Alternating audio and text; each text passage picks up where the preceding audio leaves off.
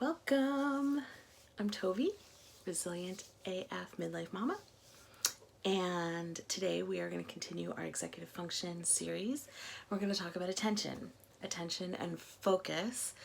It is the end of September as I'm recording this, and so the scenario right now for so many teens is either virtual learning or hybrid learning, right?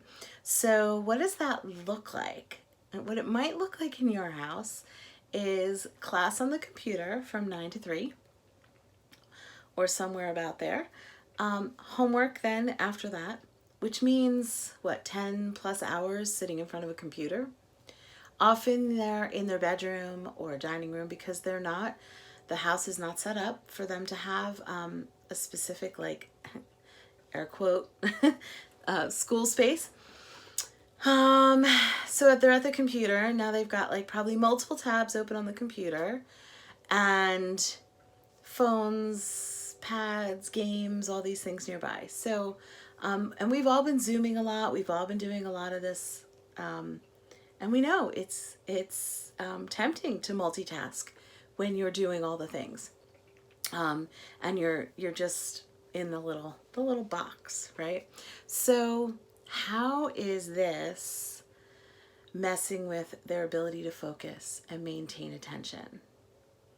And I'm talking about like all teens right now, right? So how are they managing emotionally? Are they feeling more anxiety and depression?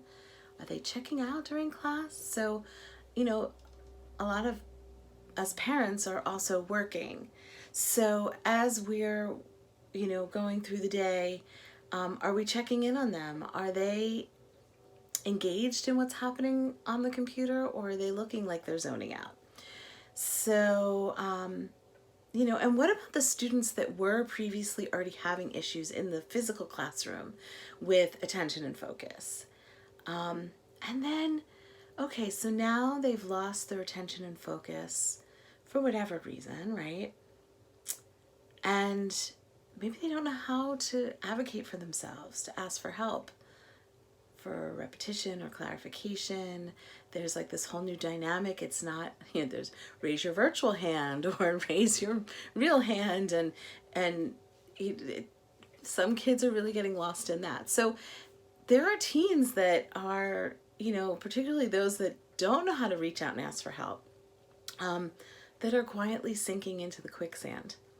And they're the ones that are falling between the cracks. And some of them are the ones that were falling between the cracks before all of this. So these are, attention. Let's talk about attention. So it's the executive function skill that allows us to focus in the present moment, or to details, or to people, to focus for a span of time. And what does it look like when we have a lack of attention? Yeah, so a lack of attention can look like laziness. It can look like opposition. It can look like rebellion. It can look like exhaustion. So for many students, this is a really legitimate struggle that they simply can't attend. It's not that they won't. It's not that they're being defiant or lazy or any of these things. They just can't. They don't have the executive function skills to do it. So then that breakdown of attention skill spills into other executive functioning skills such as time management and organization and emotional regulation. And this just wreaks havoc in the academic and home setting. Some students are going to present to us with a diagnosis that's concomitant with executive functioning, right? So now we're talking about things like ADHD, autism spectrum, Asperger's, auditory processing issues. So there are kids that have diagnosis, and there are kids that have IEPs and 504s that have accommodations and modifications which may or may not translate well to virtual learning. But then there's also just teens in general that don't have a diagnosis, that just have varying degrees of executive functioning abilities. And some of the things that exacerbate the attention piece of it are stress, poor sleep habits, and lack of organization. Hello, most teens and young adults, college students. Stress. Hello, COVID. And virtual learning and all of this. So we've got things, and that's just a small example of some of the things that will exacerbate it. So, what do we need to do? How do we support them? Observing and communicating with your student and their teachers. The teachers are doing their best under the circumstances, right? It's important for us as parents to use our voice, to observe what's going on, to communicate with our students and their teachers about what's going on, what's working and what's not working, and figure out where the breakdowns are. And then we have to look outside the box to advocate best for what is best for our particular student.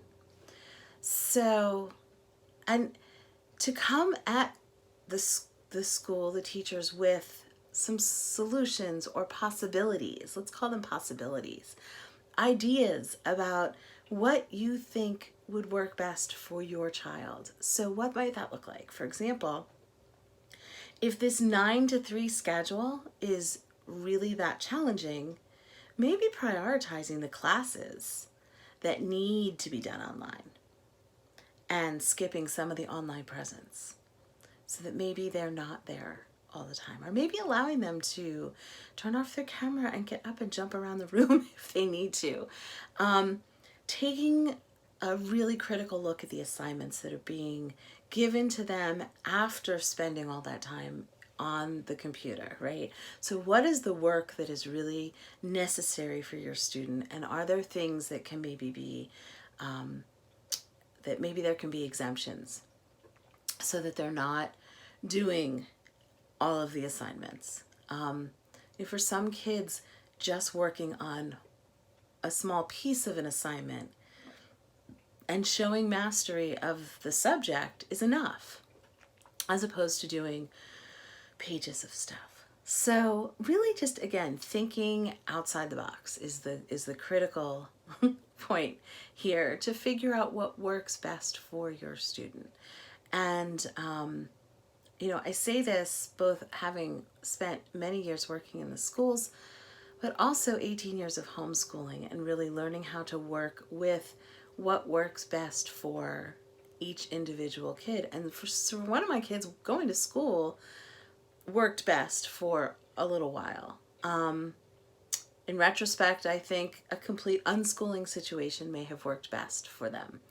But each kid is so individual, and right now during this time, it's so important that we're really paying attention to those kinds of issues. And if they're having trouble with the executive functioning piece of attention and maintaining focus, then what can we do to best support them? Because when they start to fall behind, that's when the emotional health breaks down. And supporting the students where they are for what they need for their mental and emotional health is essential. So, and as always, you need to take care of you. You need to set the model for self-care so that you're setting the model for getting good sleep and eating good food and moving and getting outside and mindfulness and all the things, all of the little things that help you, support you. You need to model them for your kids so that they are going to get that too. All right, so check out the Resilient AF Midlife Mamas group in Facebook. I will have the links attached, and that way you can dive into some radical self-care and support with our group. And if you want all of these things on executive function sent to your inbox, I have a separate list for that too, which I will also include the link for. That is it. We will talk about organization next week. So make it a great week. Bye-bye.